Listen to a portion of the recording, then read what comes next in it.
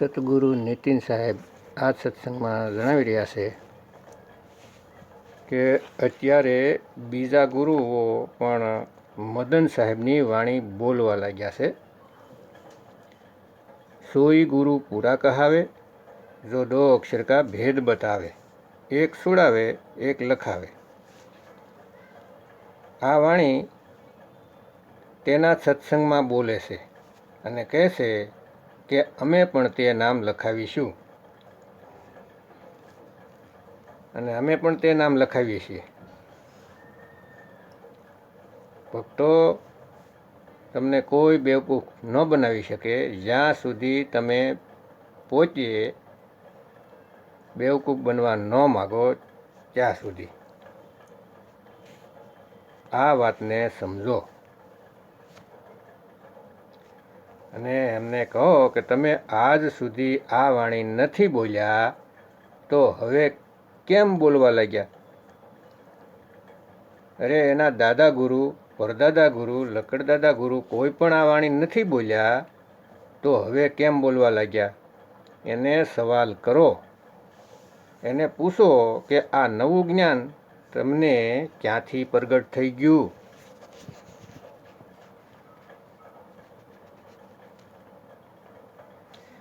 એટલા માટે વધારે જ્ઞાન નથી ખોલવામાં આવ્યું ભક્તો. એટલું જ જ્ઞાન ખોલવામાં આવ્યું છે જેનાથી તમારો વિવેક જાગી જાય અને તમને સત્ય અસત્યની ખબર પડી જાય. અને જે મૂળ જ્ઞાન છે કે આત્માથી ભૂલ કેમ થઈ, એ જ્ઞાન ફક્ત તેને બતાવવામાં આવશે જે તેને લાયક હશે, પાત્ર હશે. કેમ કે આ જ્ઞાનને સમજવાથી મુક્તિ નથી. તમારી મુક્તિ તે નામથી થશે જે ગુરુજી તમને લખાવે છે. આ જ્ઞાનને સમજવાથી મુક્તિ નથી થતી. એટલે છુપાવવામાં આવે છે કે કાળદૂત અત્યારે ખૂબ જ એક્ટિવ છે. અત્યારે તેઓ જ્ઞાન ચોરીને નવા નવા પંથ બનાવશે. પરંતુ ભક્તો, જ્ઞાન તે જ હોવું જોઈએ જે મૂળ જ્ઞાન છે. અને જો જ્ઞાનમાં ભેળસેળ થઈ તો કાંઈ ફાયદો નથી. વાત તો આત્મજ્ઞાનની જ કરશે અને સાધના દેહની આપશે, 52 અક્ષરી મંત્ર આપશે. એટલે કોઈ ગુરુ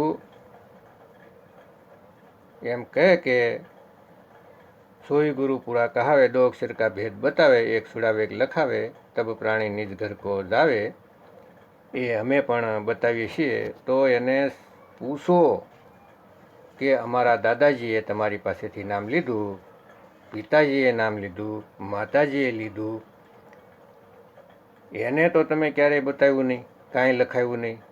તેને તો તમે 5 નામ આપી દીધા, 3 નામ આપી દીધા, 2 નામ આપી દીધા, 1 નામ દઈ દીધું. હવે મૂળ જ્ઞાનને સાંભળીને તમે તમારો રસ્તો જ બદલી દીધો. કહે છે ને કે કૌવા સલા હંસ કી સાલ ઓર અપની સાલ ભૂલ ગયા. તો તમે દાદા પરદાદાના જ્ઞાનને ગલત કરશો આ નવું જ્ઞાન સંભળાવીને, જે તમને સ્વયંથી પ્રગટ થઈ ગયું. તમારા ગુરુએ ક્યારેય ન કહ્યું, એના ગુરુએ ક્યારેય ન કહ્યું, તો અત્યારે ક્યાંથી તમને ખબર પડી? આ સવાલ કરો. અધૂરા ગુરુને તમે પરખ દ્વારા પકડો. એ તમને વધારે મૂર્ખ નહીં બનાવી શકે.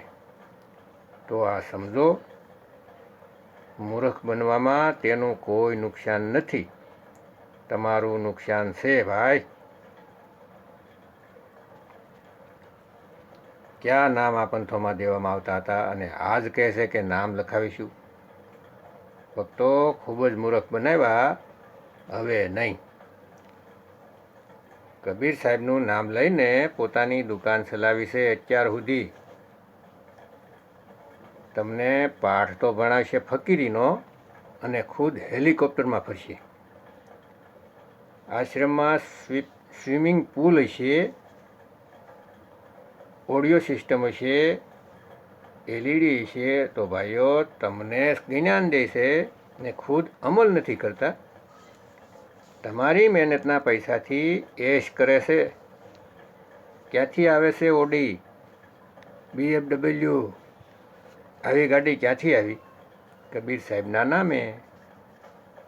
અને બીજો કોઈ ધંધો તો ફેલ થઈ શકે છે, પણ કબીર નામની દુકાન ફેલ નહીં થાય. તો આને સમજવાનું છે ભક્તો. જ્યારે તમે નામ લેવા જશો તે પહેલાં એક નાળિયેર લેશે, પાન લેશે અને નાળિયેર ફોડીને કહેશે કાલની ખોપડી છે, નિરંજનનું માથું છે.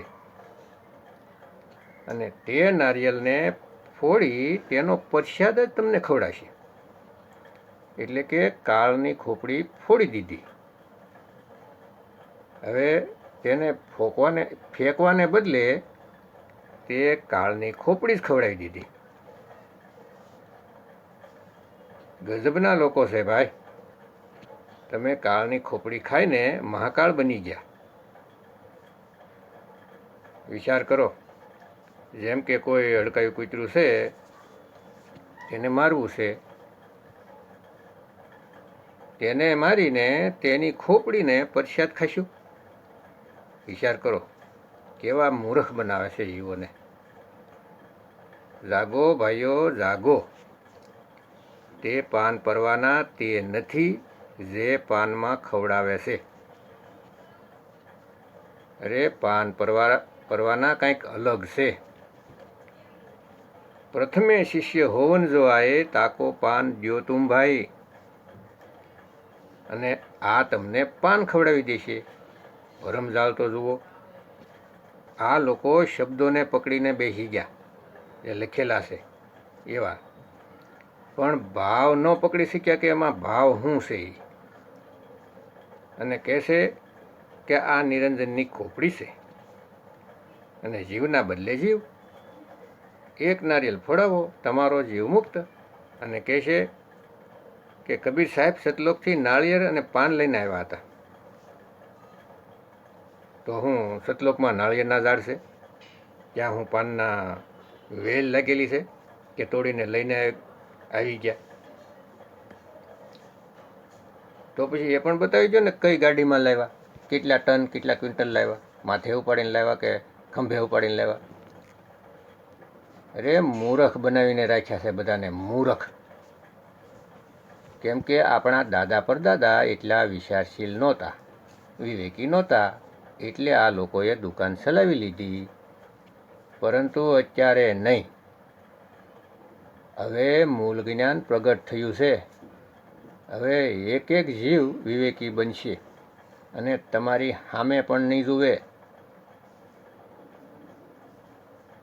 અત્યાર સુધી ધર્મદાસજીનું નામ લઈને કહે છે કે આવું આવું કરો, તો શું કબીર સાહેબ તેને એકને જ મળ્યા હતા? નાનક સાહેબને મળ્યા, દાદુ દયાળને મળ્યા, પલટુ સાહેબને મળ્યા, ભીખાજીને મળ્યા, રવિદાસને મળ્યા. તો શું પાન ફક્ત ધર્મદાસજી માટે લઈને આવ્યા? નાળિયેરનું ટ્રક ધર્મદાસજી માટે જ લઈને આવ્યા હતા? બીજા પંથોમાં નાળિયેર કેમ નથી ચાલતા? બીજા પંથમાં નાળિયેર કેમ નથી ફોડતા? કેમ કે ત્યાં નામની વાત થાય છે. શીખ ધર્મમાં આજે પણ સતનામની મહિમા ગવાય છે. ત્યાં નાળિયેર નથી ફોડતા.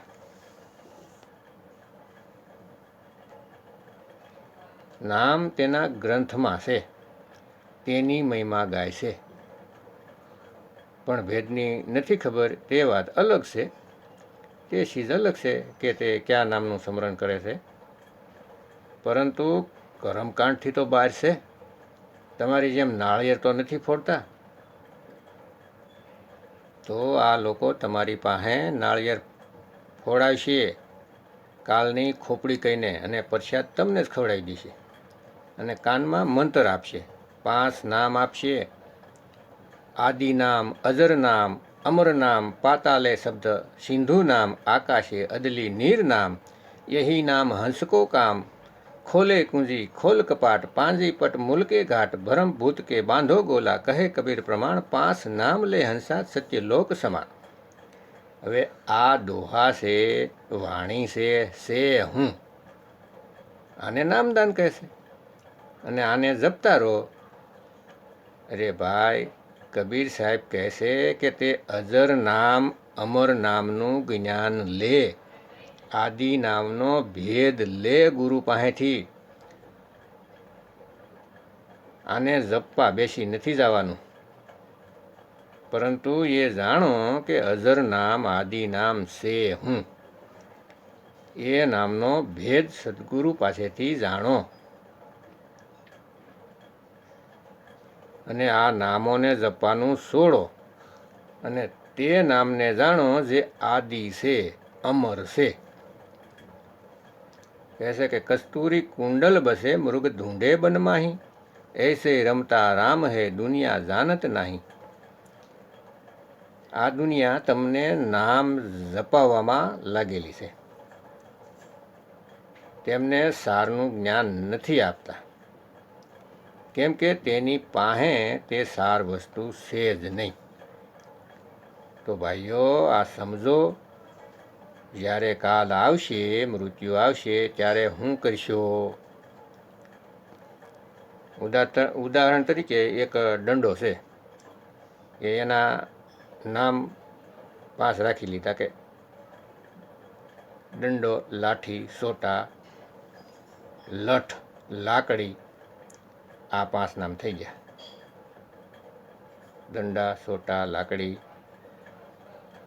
લાઠી, લઠ, તમને ગુરુએ 5 નામ આપી દીધા અને કહે કે આને જપતા રહ્યો, કૂતરો આનાથી ડરે છે આ નામથી. તો તમે ગુરુ ઉપર વિશ્વાસ કરી લીધો અને તમે એક ગલીમાં જ્યાં જાય એક ડાઘ્યો કૂતરો, કવડકડો કૂતરો હતો, ત્યાં તમે ગયા અને ત્યાં તમને જે નામ આપ્યા હતા એ મીડા જપવા.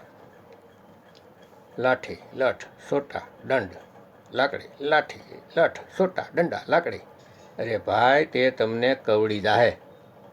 તે તમારે જપવાવાળા નામથી નથી ડરતો, પરંતુ તે વસ્તુ તમારી પાસે હશે જેને તમે લાકડી કહો છો, તે વસ્તુ તમારી પાસે હશે તો કૂતરો ભાગી જાહે,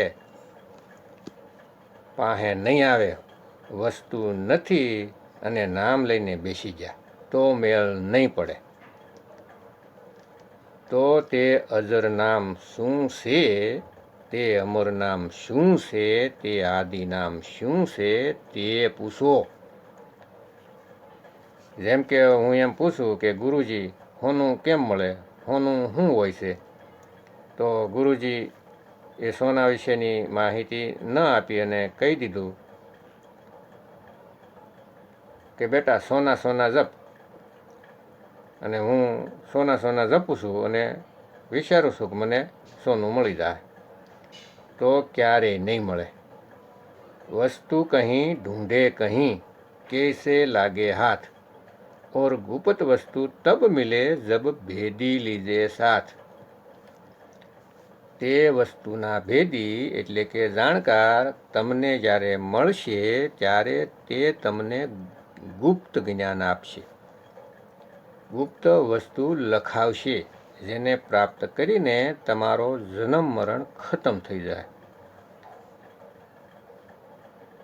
તમને કબીર સાહેબની વાણી સંભળાવીને સાર નામ અકહ નામના વિશે બતાવીને તમને પૂરી રીતે આકર્ષિત કરી લેશે કે તમે તેની જ પાસે જાઓ. અને તમે કહેશો કે વસ્તુ શું છે, તો કહેશે કે બેટા જપો, તમને નામ આપ્યા છે તે જપો.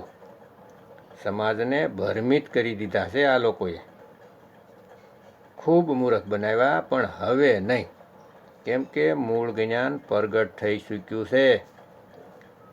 હવે તમે બધા જવાબ આપવા માટે તૈયાર રહો. પોતાની સંગતને નામ લેતા પહેલાં 1000 વખત વિચાર કરો.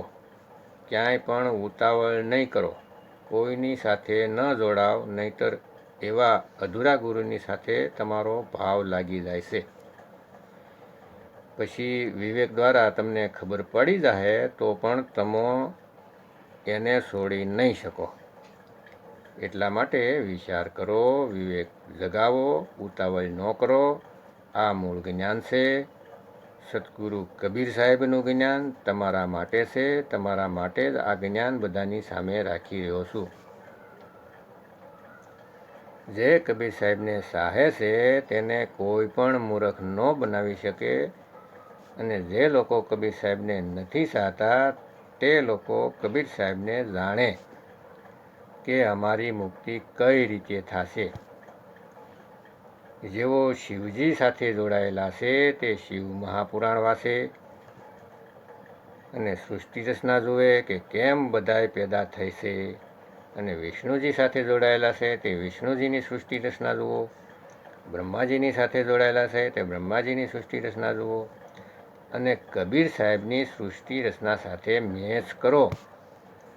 ત્યારે તમને ખબર પડશે કે ભૂલ ક્યાં થઈ રહી છે. કેમ દેવી દેવતા વારંવાર અવતાર લઈને આ દુનિયામાં આવી રહ્યા છે અને સુખ અને દુઃખ ભોગવીને જઈ રહ્યા છે. કબીર સાહેબ ફક્ત મુક્તિ આપવા માટે જ આવે છે. બીજું કોઈ જ્ઞાન નથી. ફક્ત સાર જ્ઞાન, નિજ સ્વરૂપનું જ્ઞાન આપે છે. જેને મેળવીને આપણે હંમેશાને માટે મુક્ત થવાનું છે. તો ભક્તો, વિવેક લગાવો અને સત્યનો નિર્ણય કરો. નીતિન સાહેબના સત્સંગ સાંભળો, વિવેકી બનો અને જીવનના લક્ષ્ય જાણો કે આ જીવન મળ્યું છે શા માટે, અને પોતાના જીવનનો સાર્થક કરો. જય ગુરુ નીતિન સાહેબ, જય ગુરુ વૈરાગ સાહેબ, જય ગુરુ મદન સાહેબ, જય જય મુક્તિના દાતા કબીર સાહેબની જય.